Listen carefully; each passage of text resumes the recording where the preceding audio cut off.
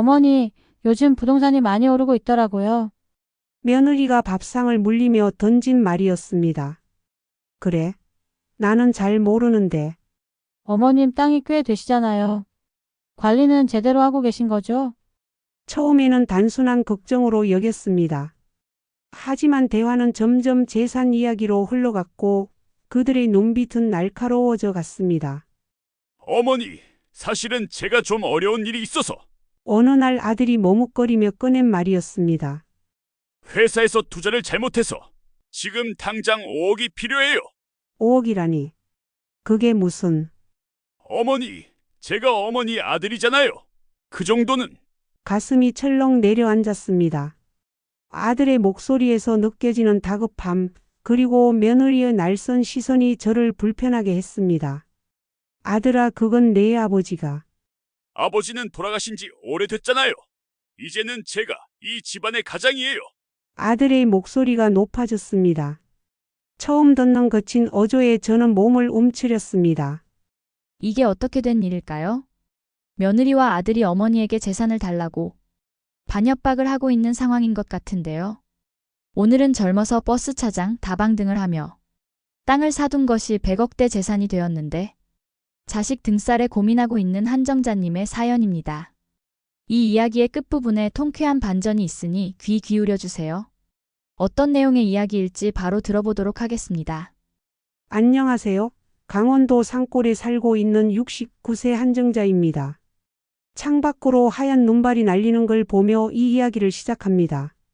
제가 살고 있는 이곳은 평창의 깊은 산골 마을로 사계절이 뚜렷하고 특히 겨울이 유난히 길고 춥기로 유명합니다. 젊은 시절에는 저도 이런 시골 생활이 싫어서 서울로 가고 싶었지만 부모님을 모시느라 그러지 못했습니다. 하지만 지금은 이곳이 제게 가장 편안한 안식처가 되었네요. 매일 아침 들려오는 새소리와 맑은 공기, 그리고 저 멀리 보이는 산자락의 풍경이 제 마음을 평온하게 해줍니다.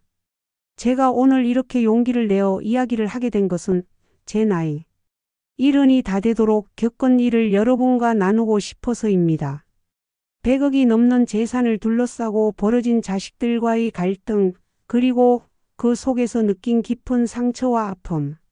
하지만 그것을 이겨내고 새로운 희망을 발견한 이야기입니다. 젊었을 때는 저도 꿈이 많았습니다.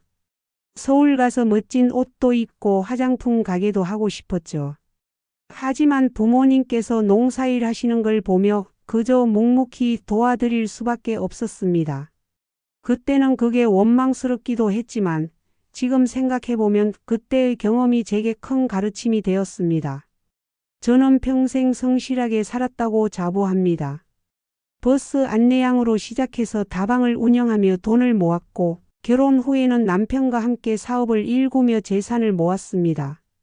시아버님이 많은 땅을 물려주셨고 저희가 한 푼 두 푼 모은 돈으로 땅을 사고 그 땅이 나중에 큰 재산이 되었죠. 하지만 그 재산이 오히려 제 가족을 갈라놓을 줄은 꿈에도 몰랐습니다. 요즘 들어 자주 생각합니다. 과연 부모가 자식들에게 재산을 남기는 게 최선일까 하고요. 제가 겪은 일을 통해 많은 분들이 교훈을 얻으셨으면 합니다. 특히 저처럼 재산 문제로 고민하시는 부모님들께 작은 도움이 되었으면 좋겠습니다. 오늘 저는 제 인생에서 가장 힘들었던 시기의 이야기를 들려드리려고 합니다. 아들과 며느리의 재산 요구, 딸과의 갈등, 그리고 그 속에서 느낀 깊은 고뇌와 번민. 하지만 이 이야기는 단순한 불화의 이야기가 아닙니다. 오히려 진정한 가족의 의미를 다시 한번 생각하게 만든 소중한 경험이었습니다. 지금도 창밖에는 하얀 눈이 쌓여가고 있습니다. 마치 제 마음속 엉어리들이 하얀 눈으로 녹아내리는 것만 같네요. 이제 그동안 가슴 속에 묻어두었던 이야기를 시작하려고 합니다. 제가 어린 시절 평창의 겨울 아침은 언제나 매서운 칼바람으로 시작됐습니다. 창문을 뒤덮은 서리꽃은 마치 우리 가족의 삶처럼 차갑고도 아름다웠죠. 해가 떠오르기도 전 어머니는 장작불을 지피시고 아버지는 겨울 채비를 하셨습니다. 그때마다 들리던 정수가 물 좀 떠오너라. 하시던 어머니의 목소리가 아직도 생생합니다. 저희 집은 마을에서 조금 떨어진 산자락에 있었습니다. 겨울이면 눈이 무릎까지 쌓여 마을로 가는 길도 힘들었죠. 하지만 그 고립된 겨울 풍경 속에서도 우리 가족만의 따뜻한 이야기가 있었습니다. 저녁이면 어머니가 들려주시던 옛날 이야기, 아버지의 거친 손으로 깎아주시던 연필. 그 소소한 행복이 제 어린 시절을 채웠습니다. 라디오에서 흘러나오는 서울 이야기는 저에게 또 다른 세상을 꿈꾸게 했습니다. 서울에는 밤에도 대낮같이 밝다더라. 백화점에는 없는 게 없다더라. 하는 이야기들이 제 가슴을 설레게 했죠. 하지만 그런 꿈은 매일 새벽 들리는 어머니의 기침 소리에 묻혀버리곤 했습니다. 정수가 너는 공부도 잘하니까 서울 가서 살지 그러니? 어느 날 밤 어머니가 문득 그런 말씀을 하셨습니다. 저는 깜짝 놀라 어머니를 바라봤죠. 어머니, 너 서울 가고 싶어 하는 거 다 알지. 근데 너는 착해서 말도 못하고. 어머니의 눈가에 맺힌 눈물을 보며 저는 마음속 깊이 결심했습니다. 절대로 부모님을 떠나지 않겠다고. 하지만 운명은 제 결심을 비웃기라도 하듯 잔혹했습니다. 24이 되던 해 겨울 어머니는 오랜 병환 끝에 돌아가셨습니다. 마지막 순간까지도 정수가 아버지 잘 부탁한다. 넌 말씀을 남기셨죠. 그 말씀이 제 가슴에 무거운 짐이 되어 내려앉았습니다. 이듬해 봄 아버지마저 어머니를 따라가셨습니다. 마치 약속이라도 한 듯 꽃이 피어나는 계절에 두 분 다 떠나가셨죠. 홀로 남겨진 저는 처음으로 진정한 외로움을 느꼈습니다. 넓은 마당과 빈 방들이 더욱 쓸쓸하게 느껴졌습니다. 서울행을 결심하던 날 고향 마을은 유난히 아름다웠습니다. 봄볕에 반짝이는 이슬, 담장 너머로 피어난 개나리, 멀리서 들려오는 뻐꾸기 소리까지 마치 떠나지 말라고 붙잡는 것만 같았습니다. 버스에 오르며 마지막으로 본 우리 집은 마치 한 폭의 그림 같았습니다. 아버지가 심으신 감나무, 어머니가 가꾸시던 채소밭, 그리고 저와 함께 자란 오래된 감나무. 모든 것이 제 기억 속에 선명하게 새겨졌습니다. 서울에서의 삶은 충격의 연속이었습니다. 높은 빌딩들 사이로 불어오는 차가운 바람, 무관심한 사람들의 눈빛, 그리고 끝없이 이어지는 콘크리트 수. 고향이 따뜻했던 정이 더욱 그리워졌습니다. 제가 서울에서 처음으로 구한 직업은 버스 안내양이었어요. 그때 저는 할 수 있는 일이 많지 않았고 무엇보다 가만히 앉아서 하는 일은 제 성미에 맞지 않았어요. 다행히도 버스 안내양이라는 직업은 활동적이고 활기찬 저와 딱 맞아떨어지는 일이었어요. 매일같이 사람들을 맞이하고 목적지까지 안전하게 안내하는 것이 저에게는 꽤나 보람찬 일이었습니다. 그렇게 하루하루 바쁘게 지내다 보니 어느덧 1년이 훌쩍 지나갔어요. 서울 생활이 2년쯤 되었을 때 저는 새로운 도전을 하기로 결심했어요.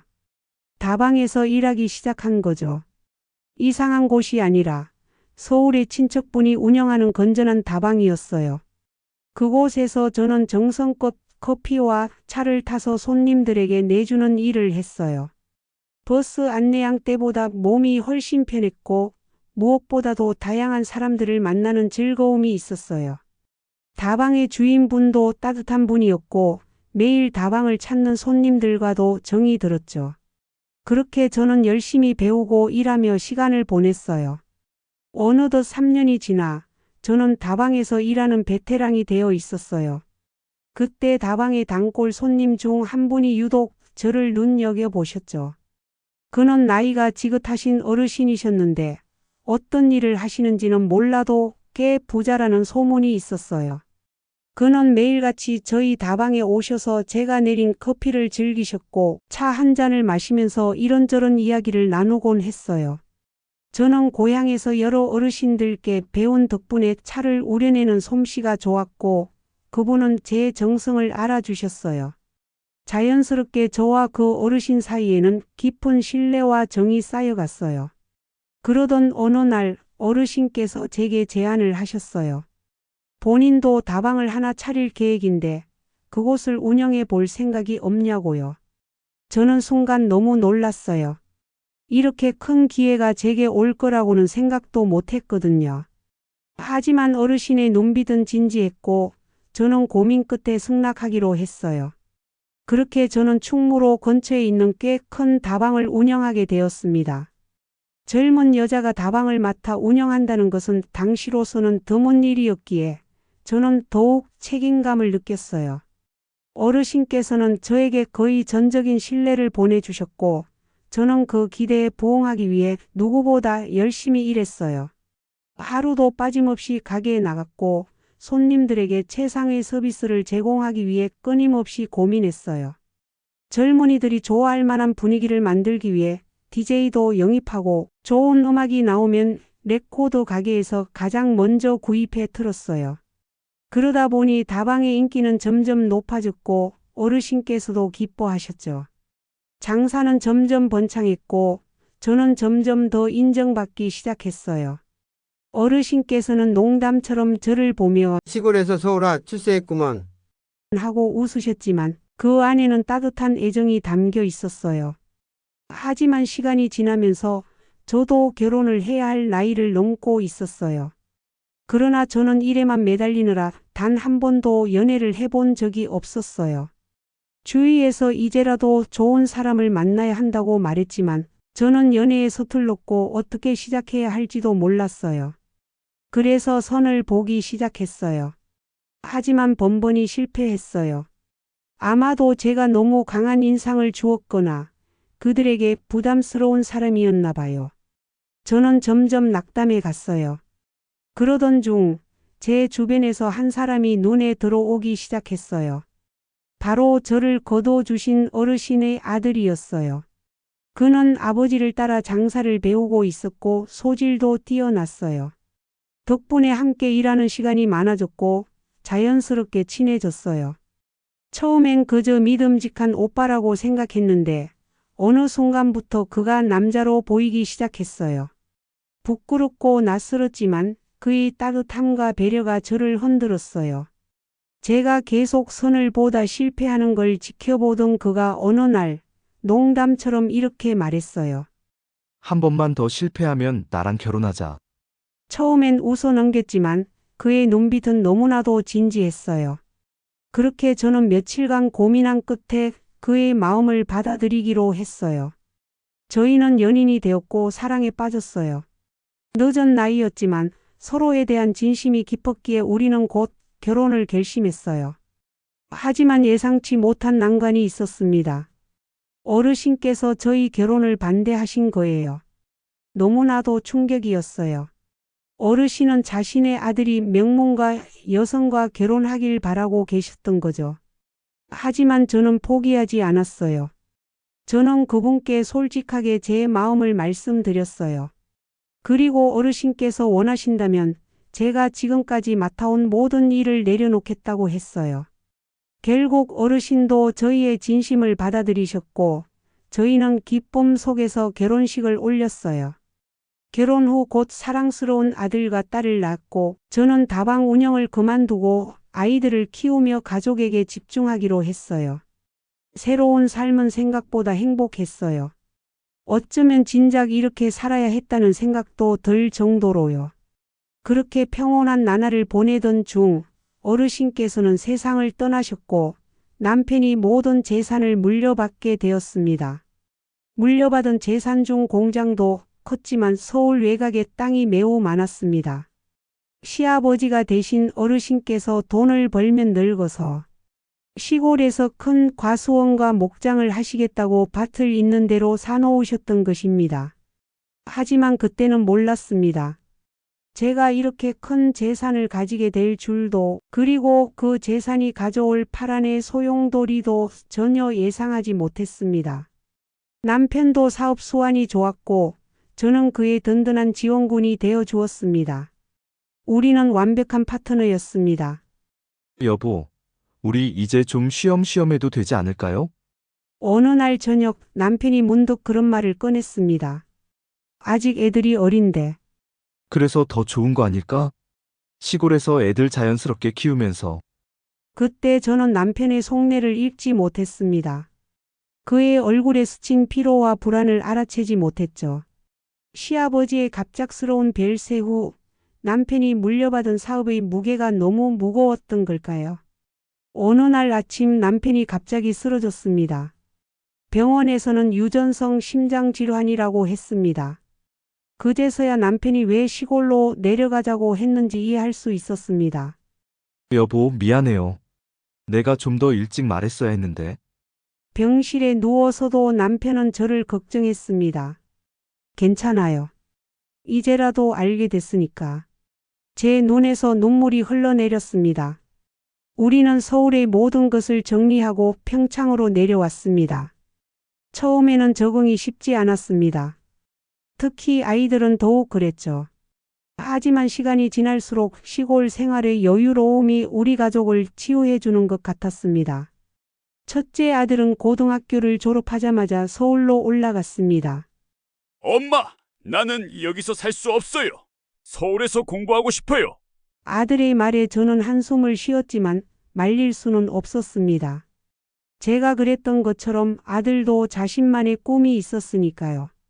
딸은 달랐습니다. 고향에 남아 공무원이 되었죠. 엄마, 난 여기가 좋아요. 아빠 건강도 봐야 하고. 딸의 그 말에 얼마나 위로가 되었는지 모릅니다. 남편의 병세는 점점 악화되어 갔습니다. 어느 날 밤 남편이 저를 불렀습니다. 여보, 내가 없더라도 재산 문제로 아들에게 말하지 말아요. 걔는 아직 준비가 안 됐어. 여보, 그런 말씀 마세요. 아니, 들어요. 이건 중요해요. 그날 밤 남편이 한 말은 예언이 되어 버렸습니다. 제가 모르는 사이 우리 가족은 이미 돈이라는 독에 물들어가고 있었나 봅니다. 특히 아들과 며느리. 그들의 눈빛이 달라지기 시작한 것은 언제부터였을까요? 아들의 결혼식 때였습니다. 서울에 집을 마련해 주면서 저는 행복했습니다. 제가 모은 재산으로 아들에게 새 삶을 선물할 수 있다는 것이 자랑스러웠죠. 하지만 그때는 몰랐습니다. 그 선물이 오히려 독이 될 줄은. 지금 생각해보면 모든 것이 그때부터 시작된 것 같습니다. 재산이 많다는 소문이 퍼지면서 사람들의 시선이 달라졌습니다. 특히 아들 부부의 방문이 잦아지기 시작했죠. 처음에는 단순한 걱정으로 여겼습니다. 하지만 그들의 눈빛에서 뭔가 다른 것을 느낄 수 있었습니다. 어머니, 요즘 건강은 어떠세요? 며느리의 말투는 다정했지만 어딘가 어색했습니다. 그저 그렇지 뭐. 자주 찾아뵙겠습니다. 걱정 마세요. 그 말이 오히려 더 걱정되는 이유는 무엇이었을까요? 이제 와서 생각해보면 그때 이미 무언가 잘못되어 가고 있었던 것 같습니다. 하지만 저는 알지 못했습니다. 혹은 알고 싶지 않았는지도 모릅니다. 제가 그토록 사랑하는 아들이, 제가 그토록 아끼는 며느리가, 과연 그들이 저를 어떻게 생각하고 있었을까요? 봄이 오는 길목, 아들 부부의 방문이 잦아지기 시작했습니다. 처음에는 반가웠습니다. 서울에서 바쁘다며 좀처럼 발걸음하지 않던 아들이 이제는 한 달에 두세 번씩 찾아왔으니까요. 하지만 그들의 방문에는 뭔가 다른 목적이 숨어 있었습니다. 어머니, 요즘 부동산이 많이 오르고 있더라고요. 며느리가 밥상을 물리며 던진 말이었습니다. 그래? 나는 잘 모르는데. 어머님 땅이 꽤 되시잖아요. 관리는 제대로 하고 계신 거죠? 처음에는 단순한 걱정으로 여겼습니다. 하지만 대화는 점점 재산 이야기로 흘러갔고 그들의 눈빛은 날카로워져 갔습니다. 어머니, 사실은 제가 좀 어려운 일이 있어서 어느 날 아들이 머뭇거리며 꺼낸 말이었습니다. 회사에서 투자를 잘못해서 지금 당장 5억이 필요해요. 5억이라니. 그게 무슨... 어머니, 제가 어머니 아들이잖아요. 그 정도는. 가슴이 철렁 내려앉았습니다. 아들의 목소리에서 느껴지는 다급함, 그리고 며느리의 날선 시선이 저를 불편하게 했습니다. 아들아, 그건 내 아버지가. 아버지는 돌아가신 지 오래됐잖아요. 이제는 제가 이 집안의 가장이에요. 아들의 목소리가 높아졌습니다. 처음 듣는 거친 어조에 저는 몸을 움츠렸습니다. 그날 이후 방문할 때마다 돈 이야기가 나왔습니다. 처음엔 5억이었다가 10억, 그리고 점점 액수가 커져갔습니다. 사업 실패를 핑계로, 때로는 자녀 교육을 이유로 들먹이며 재산을 요구했습니다. 어머니, 솔직히 말씀드리면 어머니께서 그 많은 재산을 어떻게 관리하시겠어요? 며느리의 말에는 비아냥거림이 묻어 있었습니다. 저희가 대신 관리해드릴게요. 어머니는 편하게 사시기만 하세요. 그들의 방문이 있을 때마다 집안의 공기는 무거워졌습니다. 봄날이 따스한 햇살도 정원의 꽃향기도 모두 차갑게 느껴졌습니다. 엄마, 오빠가 그러는 게 말이 돼요? 딸이 소식을 듣고 달려왔습니다. 이건 너무하잖아요. 제가 한번 얘기해 볼게요. 아니다. 내 오빠랑 싸우지 마라. 하지만 이미 늦었습니다. 딸이 오빠를 만나러 간 날 집안은 완전히 갈라졌습니다. 너는 왜 오빠 일에 끼어들어? 이건 우리 가족 일이야. 오빠, 엄마한테 그러면 안 되잖아요. 너도 이런 식으로 나오면 앞으로 우리 만나지 말자. 아들의 협박성 발언은 계속되었습니다. 문자로, 전화로, 때로는 직접 찾아와서 어머니가 재산을 안 주시면 저희도 어쩔 수 없습니다. 법적으로 해결하게 될지도 모르겠네요. 밤마다 잠을 이루지 못했습니다. 창밖으로 보이는 달빛이 차갑게 느껴졌고 바람 소리는 마치 누군가의 한숨 같았습니다. 내가 그토록 사랑했던 아들이 어쩌다 이렇게 변해버린 걸까요? 여보, 당신 말이 맞았어요. 밤하늘을 보며 돌아가신 남편을 떠올렸습니다. 우리 아들이 이렇게 될 줄은 몰랐어요. 매일 밤 잠들기 전 저는 기도했습니다. 우리 가족이 다시 예전처럼 돌아갈 수 있기를. 하지만 시간이 갈수록 그 희망은 점점 희미해져만 갔습니다. 재산을 둘러싼 갈등은 깊어져만 갔고 가족의 틈은 더욱 벌어져만 갔습니다. 이제는 전화벨 소리만 들어도 가슴이 철렁 내려앉습니다. 우편함을 열 때마다 손이 떨리기도 했습니다. 언제 또 아들의 협박이 들어올지 모른다는 불안감이 저를 짓눌렀습니다. 이것이 과연 제가 꿈꾸던 노후의 모습이었을까요? 딸의 제안으로 찾아간 변호사 사무실, 그날의 상담이 제 인생을 바꿔 놓았습니다. 차가운 대리석 바닥과 높은 천장의 사무실에서 저는 처음으로 제 권리에 대해 배웠습니다. 어머님, 재산은 온전히 어머님의 것입니다. 누구도 강제로 가져갈 수 없어요.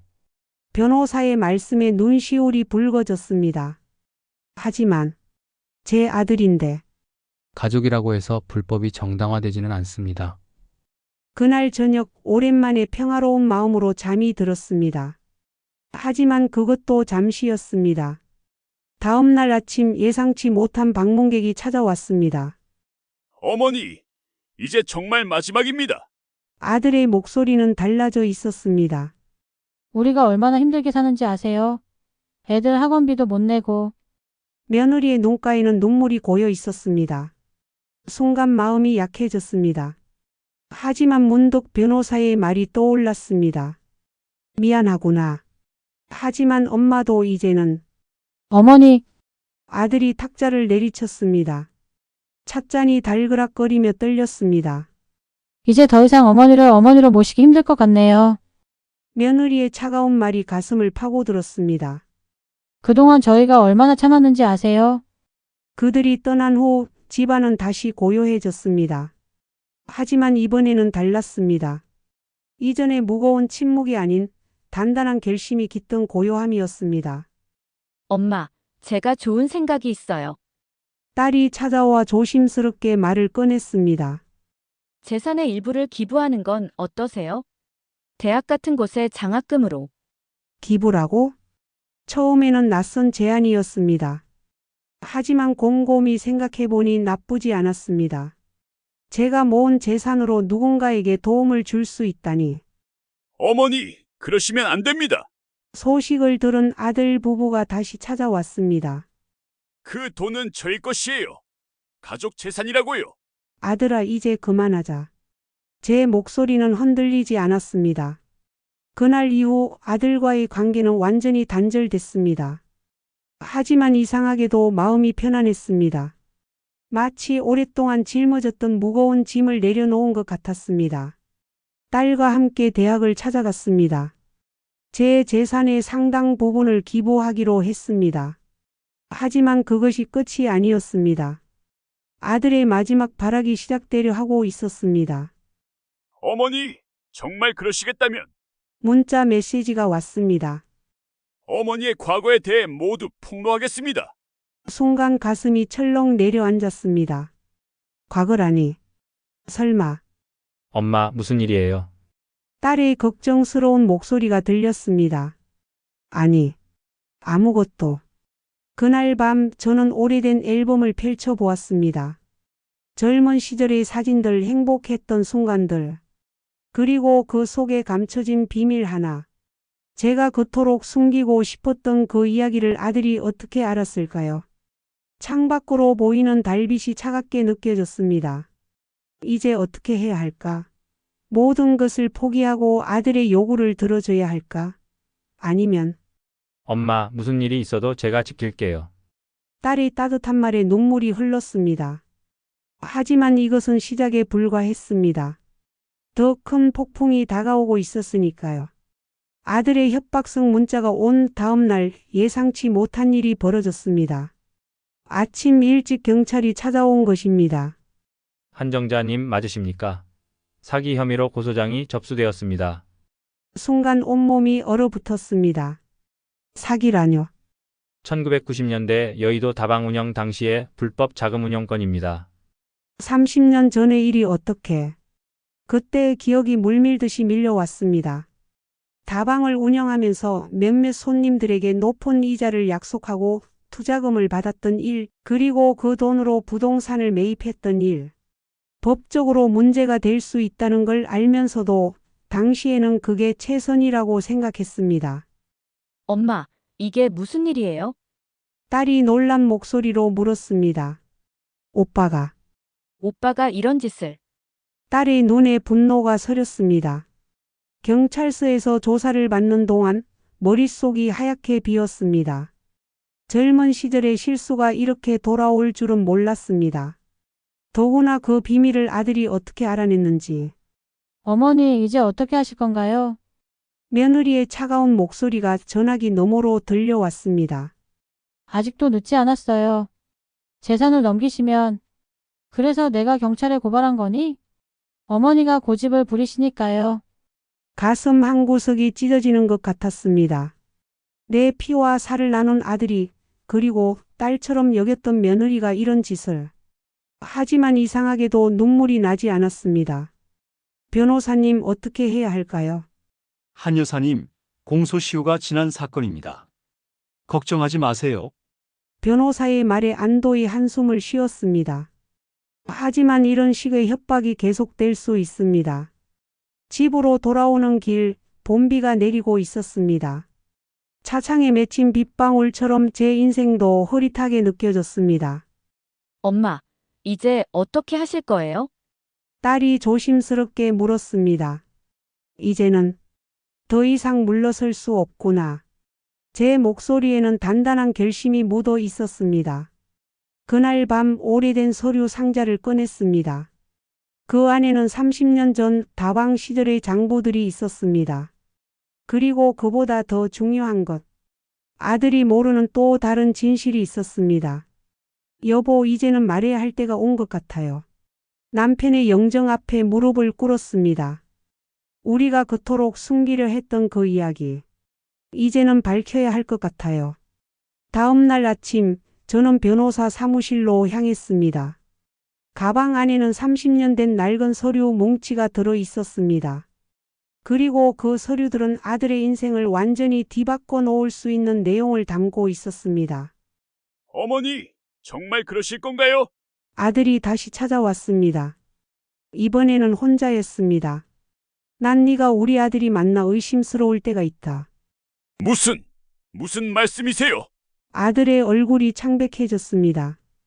네가 알고 있는 그 비밀보다 더 큰 비밀이 있단다. 어머니. 봄비는 계속 내리고 있었습니다. 하지만 이제 제 마음은 더 이상 흐리지 않았습니다.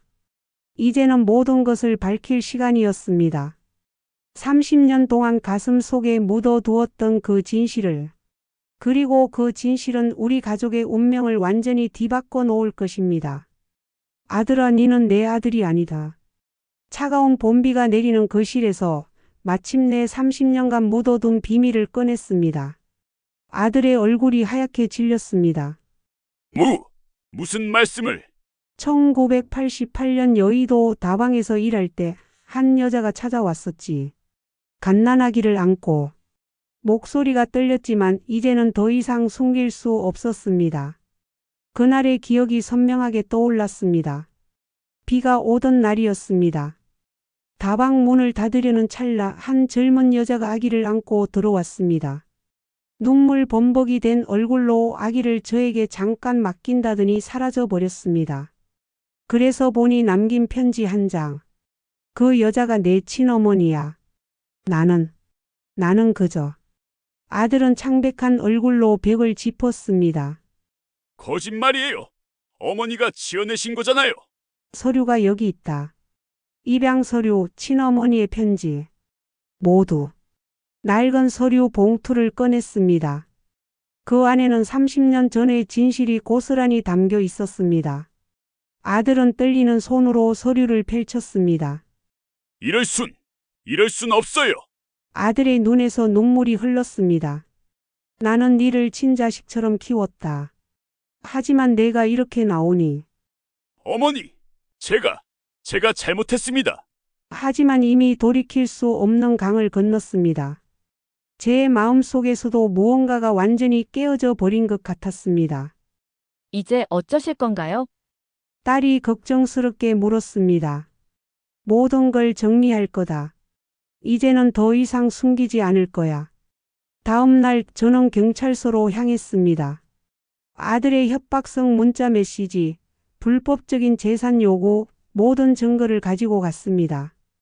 어머니, 제발 그러지 마세요. 아들이 경찰서 앞에서 무릎을 꿇었습니다. 난 너를 버리지 않았어. 하지만 네가 날 버렸구나.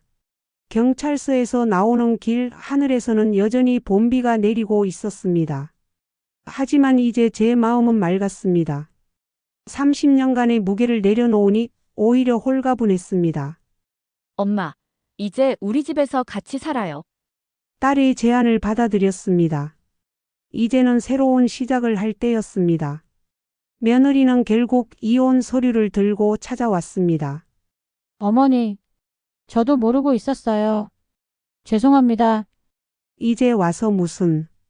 넌 이제 남이니까. 재산을 노리고 접근했던 그들의 계획은 완전히 무너졌습니다. 하지만 제 마음속 상처까지 치유된 것은 아니었습니다. 여보, 이제야 마음이 좀 편해졌어요. 남편의 영정 앞에서 눈물을 흘렸습니다.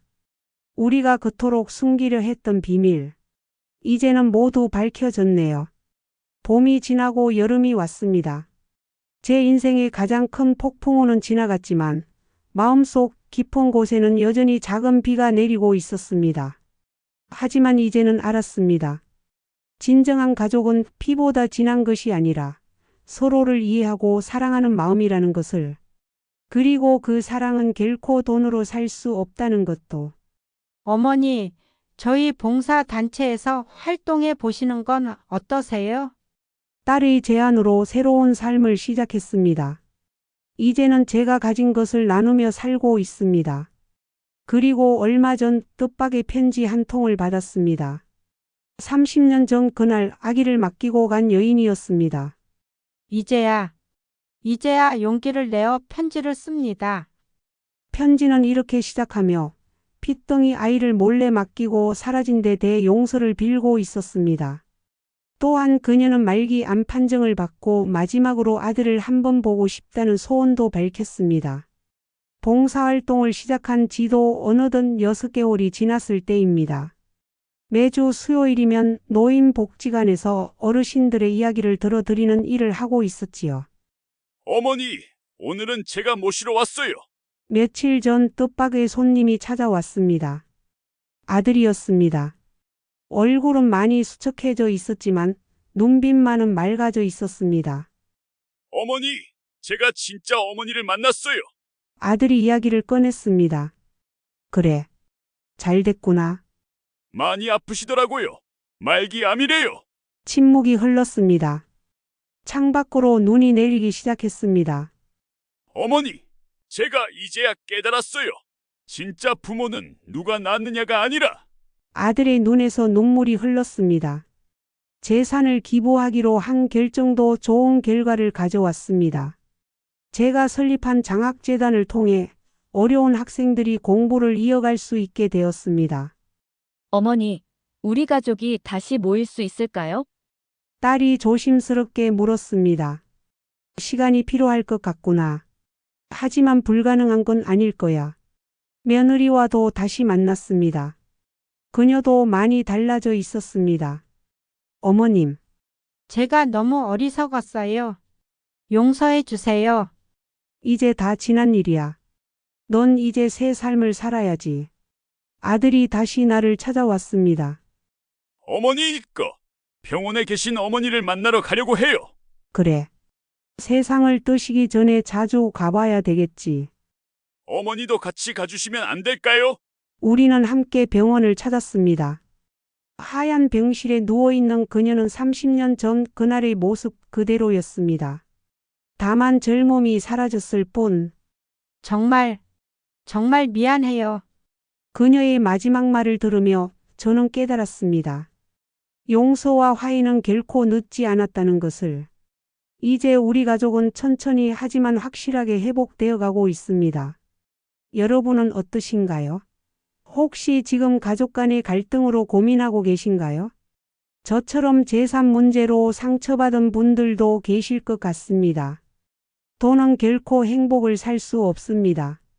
오히려 돈에 대한 집착이 우리의 행복을 앗아갈 수 있다는 것을 뼈저리게 깨달았습니다. 이제는 매일 아침이 감사합니다. 창밖의 새소리도 눈부신 햇살도 모든 것이 축복으로 느껴지네요. 여러분의 가정에도 평화와 행복이 가득하기를 바랍니다. 그리고 부디 저의 이야기가 비슷한 상황에 처한 분들께 작은 위로가 되었기를 희망합니다. 서로의 아픔을 나누고 위로하는 것. 그것이 우리가 더불어 살아가는 방법이 아닐까요? 이제 저는 새로운 봄을 기다립니다. 우리 가족의 새로운 이야기가 시작될 봄을. 네. 오늘 이야기는 어떠셨나요? 오늘 이야기를 듣고 어떻게 생각하시는지. 어머님, 아버님의 생각을 댓글로 공유해 주세요. 또한 좋아요, 구독, 알람 설정을 통해 앞으로도 따뜻한 정을 나눌 수 있게 함께 해주세요. 어머님, 아버님의 삶의 지혜와 경험을 나눌 수 있는 통로가 되겠습니다. 오늘도 인생아리랑을 통해 사연을 들어주셔서 감사합니다. 저는 또 다른 사연으로 찾아뵙겠습니다.